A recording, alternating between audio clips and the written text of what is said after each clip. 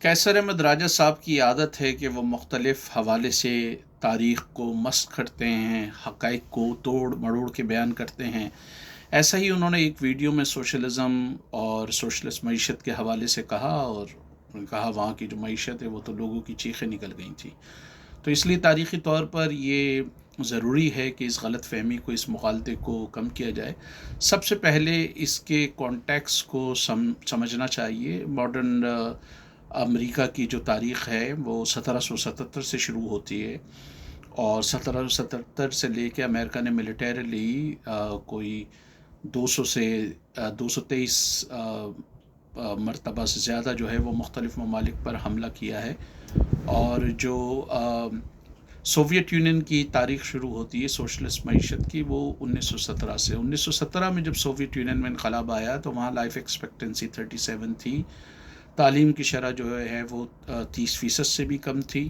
17 में इनक़लाब आया, with in no time उस पर अमेरिका, बरतानिया, फ़्रांस और दूसरे ममालिक की फ़ौजों ने, तकरीबन 10 से ज़ायद ममालिक की फ़ौजों ने उस पर हमला कर दिया। बड़े पैमाने पे नुकसान हुआ, लाखों की तादाद में लोग जो है वो हलाक व ज़ख्मी हुए। फिर सोवियत यूनियन को जो है वो जर्मनी से मुआहदा करना पड़ा, जिस मुआहदे की वजह से उसका एग्रीकल्चर का एक हिस्सा चला गया, प्रोडक्शन का एक बड़ा हिस्सा चला गया, और उसको नुकसानात हुए। फिर वो मुल्क, और फिर उस मुल्क पर पाबंदी लगी। 1926 तक उसको अमेरिका ने रिकगनाइज़ नहीं किया, 33 तक पूरी दुनिया ने रिकगनाइज़ नहीं किया। 33 तक अमेरिका ने रिकगनाइज़ नहीं किया, 1926 तक पूरी दुनिया ने रिकगनाइज़ नहीं किया। मुख्तलिफ़ तरह की उस पर पाबंदियाँ लगी रहीं। उसके बावजूद 30 की दहाई में वो अपने पैरों पे खड़ा हुआ। और एक ये बड़ा सवाल है आज भी कि जब 30 की दहाई में ग्रेट डिप्रेशन कैपिटलिस्ट मईशत में आया था, तो सोवियत यूनियन में ये बहरान क्यों नहीं आया? सोवियत यूनियन ने इसके साथ साथ पूरी दुनिया में डीकोलोनाइजेशन को सपोर्ट किया, लिबरेशन की मूवमेंट को सपोर्ट किया। उसके बाद दूसरी जंग अज़ीम शुरू हो गई। दूसरी जंग अज़ीम में कोई 70 मिलियन, 7 करोड़ के करीब लोग मरे, जिसमें सिर्फ 27 मिलियन सोवियत यूनियन के लोग थे। कुछ एस्टिमेट तो इवन 40 मिलियन बताते हैं, लेकिन 27 मिलियन, 2 करोड़ 70 लाख के एक कंसेंसस फिगर है।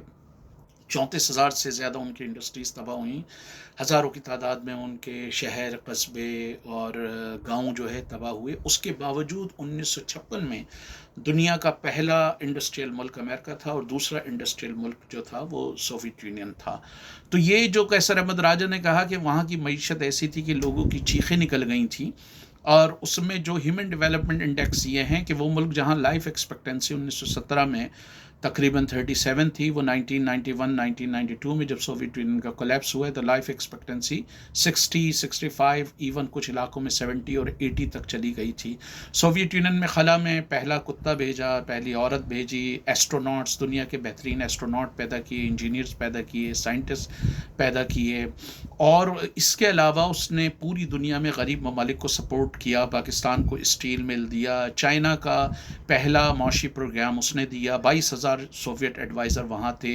इंडिया की इंडस्ट्रियलाइजेशन को सपोर्ट किया, और इंडिया को कई दहाइयों तक जो है वो इकोनॉमिक और फाइनेंशियल असिस्टेंस वो देता रहा। क्यूबा की सारी शुगर ली, उसका ऑयल फ्री में रिफ़ाइन किया, पोलैंड को ट्रैक्टर की टेक्नोलॉजी दी। पाकिस्तान जैसे मुल्क को जहाँ पर U2 का केस हुआ और पाकिस्तान अमरीकी इत्तहादी था, और बडाबेड़ से एक जासूसी तैयारा उड़ा जिसने सोवियत यूनियन की मुखबरी की, वहाँ पे जासूसी की, उसके बावजूद पाकिस्तान को स्टील मिल दिया। मशीन टूल फैक्ट्री के हवाले से भी कहा जाता है कि उसने दी।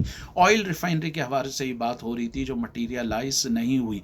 इसके अलावा सोवियत यूनियन ने पूरी दुनिया में लिबरेशन की मूवमेंट को, चाहे वो फ़लस्तीनियन लिबरेशन ऑर्गेनाइजेशन हो, अफ्रीकन नेशनल कांग्रेस है, सबको सपोर्ट किया। तो ये कहना कि सोवियत इकॉनमी में लोगों की आवाज़ें, चीखें निकल गई थी, हकीकत ये है कि पहली से लेकर PhD तक तालीम फ्री थी, हाउसिंग इंतहाई सस्ती थी। आप यूनिवर्सिटी के फाइनल सेमेस्टर में होते थे तो आपको रोज़गार मिल जाता था। बेरोज़गार होना और बेघर होना जो जुर्म था। अगर कैसर अहमद राजा साहब ये समझते हैं तो ये न्यूयॉर्क टाइम्स का 2018 का आर्टिकल पढ़ लें। उस आर्टिकल का टाइटल बड़ा ट्रिवियल है, लेकिन वो चाहें तो उसको देख सकते हैं, और पूरे सेंट्रल और ईस्टर्न यूरोप का वो विज़िट कर लें, और वहाँ लोगों से पूछें कि पहली से PhD तक तालीम फ्री थी, सेहत फ्री थी, हाउसिंग चीप थी या नहीं, रोज़गार था या नहीं, साल की एक 100 سے زیادہ چھٹیاں ہوتی تھیں یا نہیں. اور سوویت یونین نے 1991-92 میں پوری مسلم دنیا میں اگر 100% لیٹریسی کہیں پر تھی یا 90% یا 95%، یہ ان ممالک میں تھی جو سوویت یونین کے کنٹرول میں تھے: ازبکستان، ترکمانستان، قازقستان، کرغزستان. مسئلہ یہ ہے کہ سوویت یونین نے جو ہے وہ اپنے انڈیجینس ریسورسز کی بنیاد پر چیزوں کو ڈیولپ کیا. مجھے بتائیں کہ اگر سیکنڈ ورلڈ وار میں امریکہ کے 2 کروڑ 70 لاکھ لوگ مر جاتے، 34,000 انڈسٹریز ان کو تباہ ہو جاتی، تو کیا امریکہ اتنی طاقت سے دوبارہ اٹھ سکتا کہ 1945 تک اتنی بڑی تباہی ہوئی اور صرف 11 سال میں 1956 میں جو ہے وہ امریکہ دنیا کا دوسرا انڈسٹریل ملک بن سکتا تھا سوویت یونین کی طرح؟ تو جو سوویت یونین کے کولیپس کی وجوہات ہیں وہ ڈیفرنٹ ہیں. وہاں نیچرلی پولیٹیکل سپریشن کا ایک ایلیمنٹس تھا. انہوں نے نان پروڈکٹیو سیکٹر پہ بہت پیسہ لگایا. 56 لاکھ کے قریب ان کے بہترین سائنٹسٹ، انجینئرس، ٹیکنیشینس، ایسٹروناٹس وغیرہ جو تھے وہ اس میں تھے. اور جو اسٹار وار ریگن نے شروع کی، اس میں اس کا یہ انالیسس تھا کہ اگر وہ یہ اسٹار وار شروع کرے گا تو لازم بات ہے سوویت یونین کمپیٹ کرے گا. سوویت یونین جب کمپیٹ کرے گا تو اس کو اس میں پیسہ خرچ کرنا پڑے گا اور اس کی اکانومی جواب دے جائے گی. تو سوویت یونین کو چاروں طرف سے گھیرا جائے. آج اگر وال اسٹریٹ کا جو ہے 24 گھنٹے کا خالی بائیکاٹ ہو جائے تو امریکن اکانومی سسٹین کر سکے گی. سوویت یونین پہ کئی دہائیوں تک پابندی لگی. آج اگر امریکن کمپنیز پر پوری دنیا میں پابندی لگ جائے تو کیا وہ سسٹین کر سکے گا؟ امریکہ کے جتنے بڑے سائنٹسٹ، بڑے اکانومسٹ آپ اٹھا کے دیکھ لیں، سارے امیگریشن بیک گراؤنڈ سے ہیں. ایک بڑی تعداد میں جرمن سائنٹسٹ اور یورپ سے سائنٹسٹ اور بہترین دماغ جو ہے وہ امریکہ میں آئے تو امریکہ کو پکی پکائی ملی. اس کے علاوہ سوویت یونین میں غریب ممالک کے ہزاروں طالب علم بالکل فری تعلیم حاصل کرتے تھے، جن کو وہاں پر ماہانہ جو ہے وہ وظیفہ بھی دیا جاتا تھا. تو قیصر احمد راجہ صاحب کی کیونکہ عادت یہ ہے کہ وہ حقائق کو توڑ مڑوڑ کے بیان کرتے ہیں، اس میں بھی وہ یہی بتاتے ہیں کہ لوگوں کی چیخیں نکلیں. در حقیقت 70 سال اگر سوویت یونین سسٹین کر سکا تو اس کی ایک بڑی وجہ جو تھی وہ اس کی اکانومی تھی، اور اس نے غریب ممالک کو بڑے پیمانے پہ مالی طور پہ سپورٹ کیا.